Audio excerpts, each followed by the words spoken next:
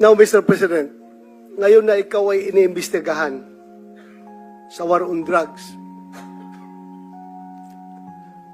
where are they now? Yung mga nagsusuporta sa iyo noon sa war on drugs, hindi natin narinig ngayon. Iniwan ka sa ere. Ano po yung naramdaman mo? Takot.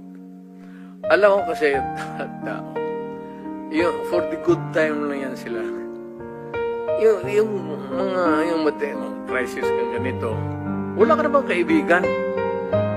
Tama naman sabihin ng tao na, bakit kami may utang na loob sa iyo? Bayad ka. Trabaho mo yan. Tama yan.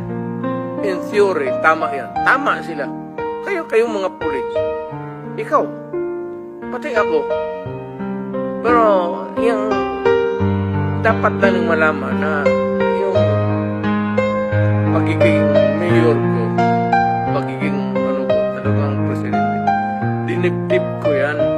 Wala akong agenda. Wala akong dinagdag na baski isang poste sa bahay ko. Wala akong bagong kotse. Hindi ako nakatikim ng Mercedes-Benz.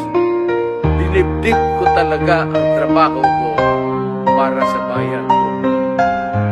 Ayaw ko maging hero.